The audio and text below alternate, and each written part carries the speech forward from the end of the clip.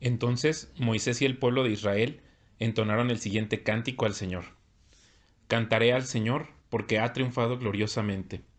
Arrojó al mar al caballo y al jinete. El Señor es mi fuerza y mi canción. Él me ha dado la victoria. Él es mi Dios y lo alabaré.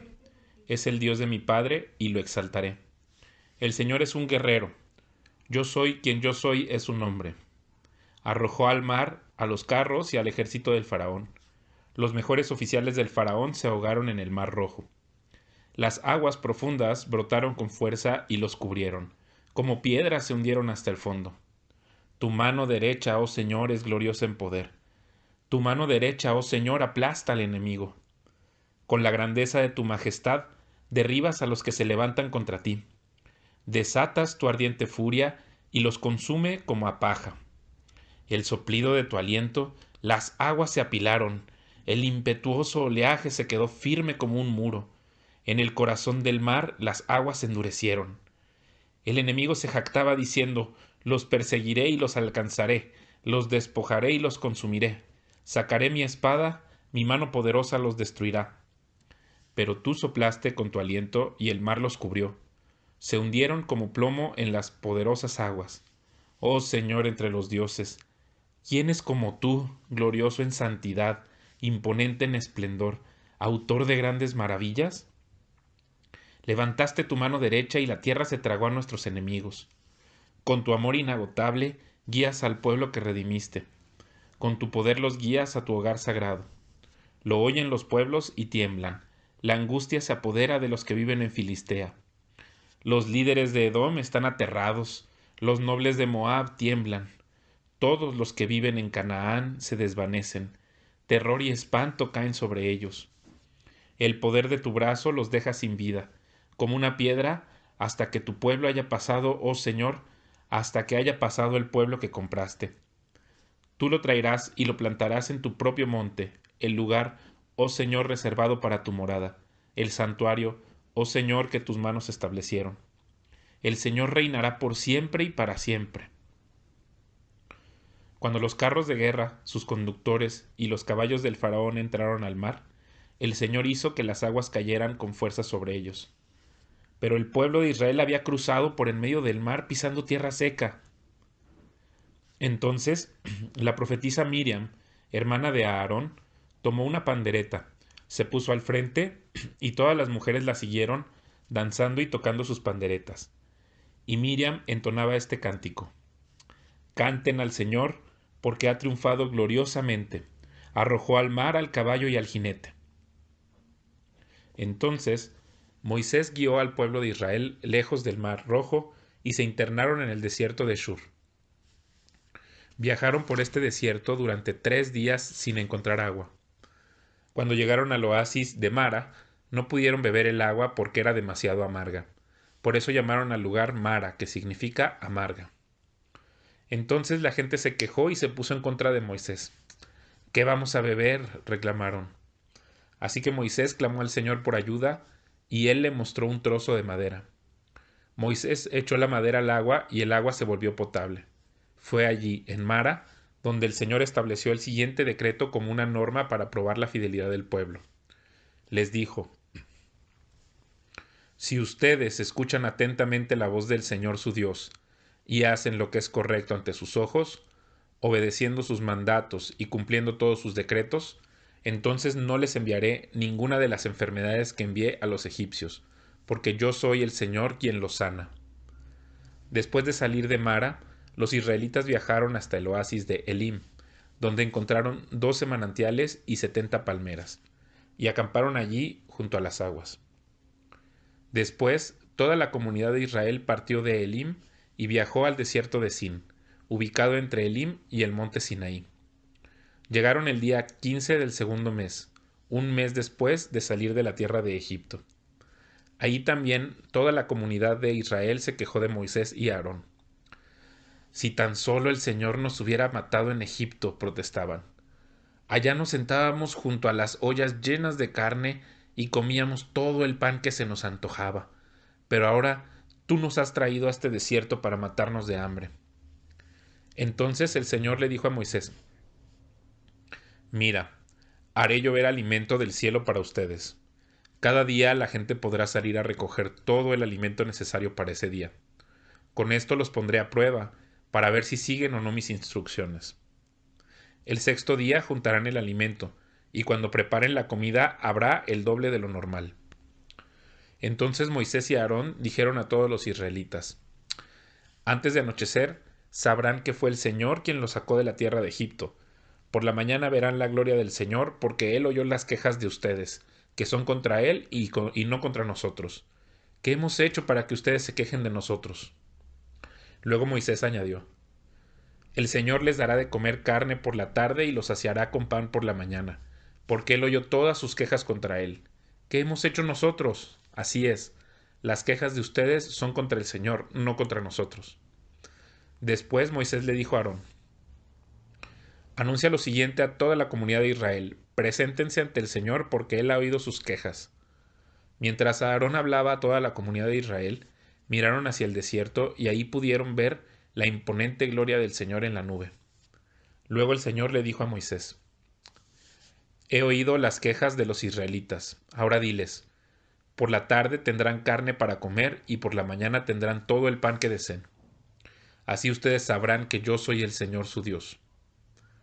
Esa tarde llegó una cantidad enorme de codornices que cubrieron el campamento, y a la mañana siguiente los alrededores del campamento estaban húmedos de rocío. Cuando el rocío se evaporó, la superficie del desierto quedó cubierta por copos de una sustancia hojaldrada y fina como escarcha. Los israelitas quedaron perplejos al ver eso y se preguntaban unos a otros: ¿qué es esto? Porque no tenían idea de lo que era. Entonces Moisés les dijo: Este es el pan que el Señor les da para comer. Estas son las instrucciones del Señor. Cada grupo familiar juntará todo lo que necesite. Recojan 2 kilos por cada persona en su carpa. Así que los israelitas hicieron lo que se les dijo. Algunos recogieron mucho, otros solo un poco. Pero cuando lo midieron, cada uno tenía lo justo y necesario. A los que recogieron mucho no les sobraba, y a los que recogieron poco no les faltaba. Cada familia tuvo justo lo que necesitaba. Entonces Moisés les dijo: No guarden nada para el día siguiente. Sin embargo, algunos no hicieron caso y guardaron un poco hasta la mañana siguiente. Pero para entonces se había llenado de gusanos y apestaba, y Moisés se enojó mucho con ellos. Después de este incidente, cada familia recogía el alimento cada mañana conforme a su necesidad. Cuando el sol calentaba, los copos que no se habían recogido se derretían y desaparecían. El sexto día recogían el doble de lo habitual, es decir, 4 kilos por persona en lugar de 2. Entonces todos los líderes de la comunidad se dirigieron a Moisés en busca de una explicación. Él les dijo: Esto es lo que el Señor ha ordenado. Mañana será un día de descanso absoluto, un día sagrado de descanso, reservado para el Señor. Así que no horneen o hiervan hoy todo lo que necesiten y guarden para mañana lo que les sobre. Entonces ellos dejaron un poco aparte para el día siguiente, tal como Moisés había ordenado.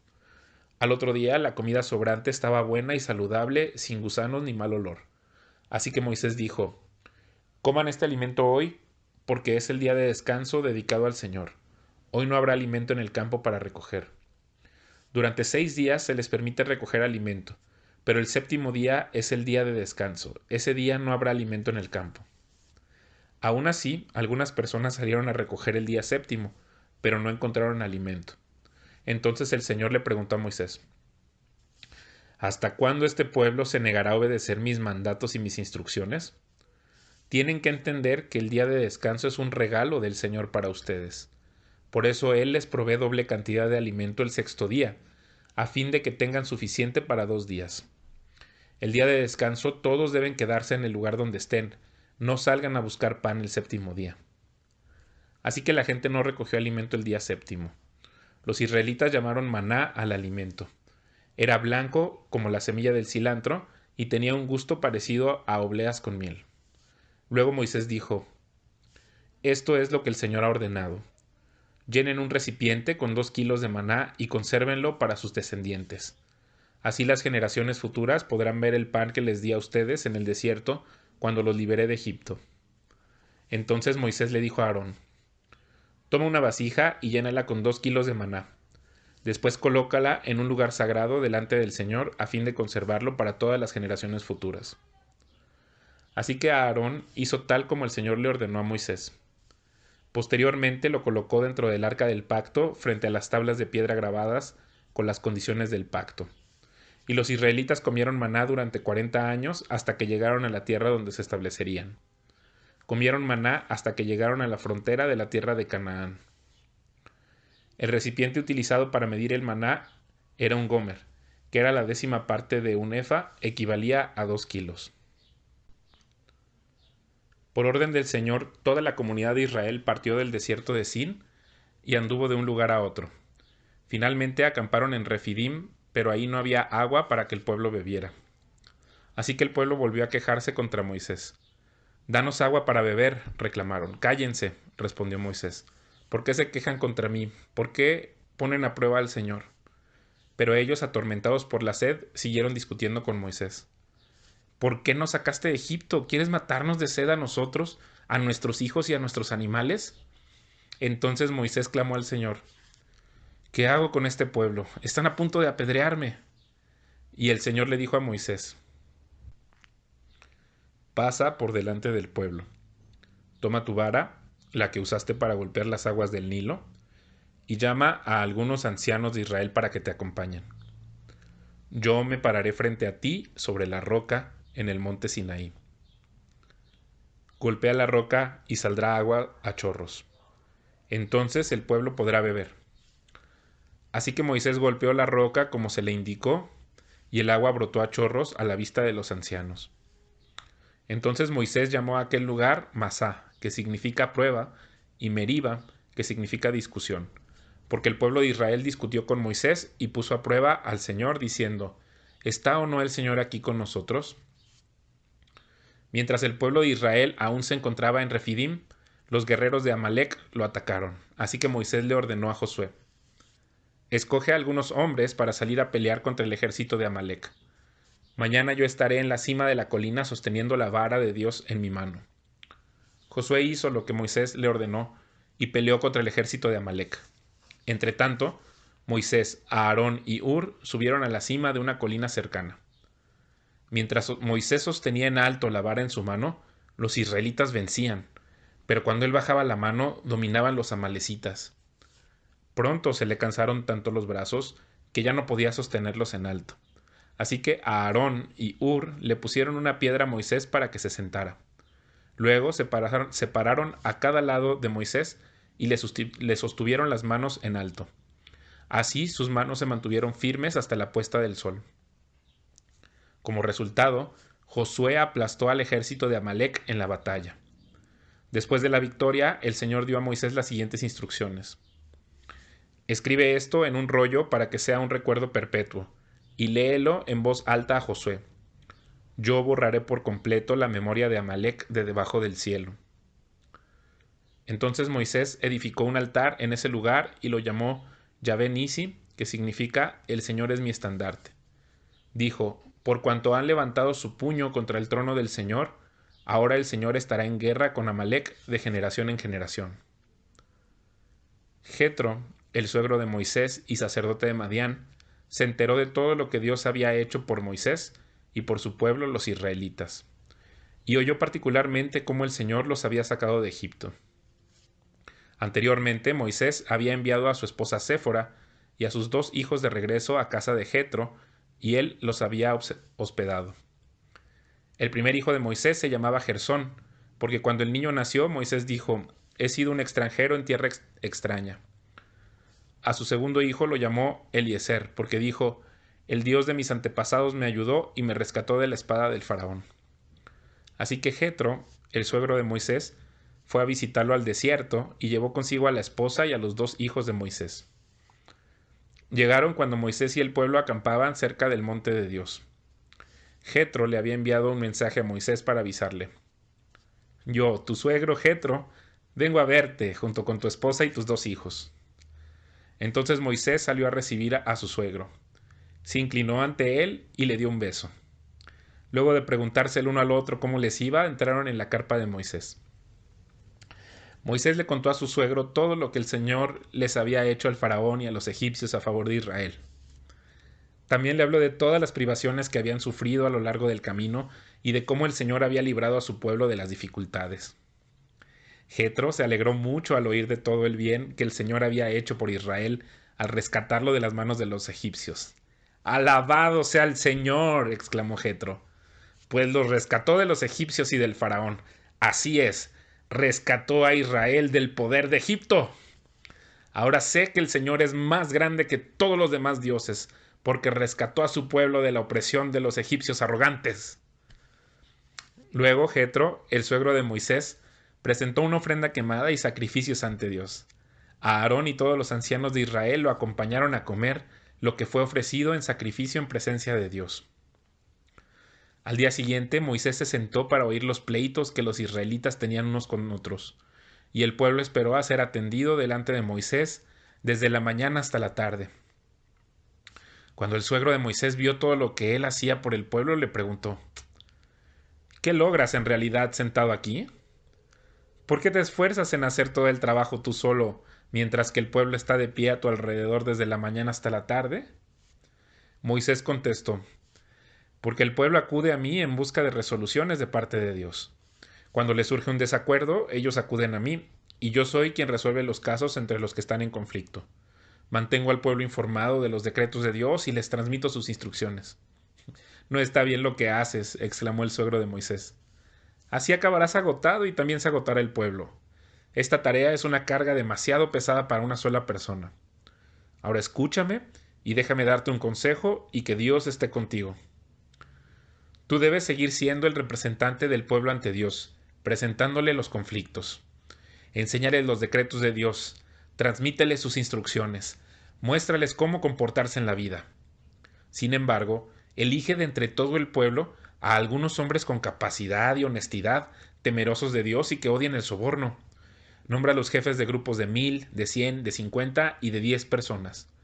Ellos tendrán que estar siempre disponibles para resolver los conflictos sencillos que surgen entre el pueblo, pero los casos más graves te los traerán a ti. Deja que los jefes juzguen los asuntos de menor importancia. Ellos te ayudarán a llevar la carga para que la tarea te resulte más fácil. Si sigues este consejo y si Dios así te lo ordena, serás capaz de soportar las presiones y la gente regresará a su casa en paz. Moisés escuchó el consejo de su suegro y siguió sus recomendaciones. Eligió hombres capaces de entre todo Israel y los nombró jefes del pueblo. Los puso a cargo de grupos de 1000, de 100, de 50 y de 10 personas. Estos hombres estaban siempre disponibles para resolver los conflictos sencillos de la gente. Los casos más graves los remitían a Moisés, pero ellos mismos se encargaban de los asuntos de menor importancia. Poco tiempo después, Moisés se despidió de su suegro, quien regresó a su propia tierra.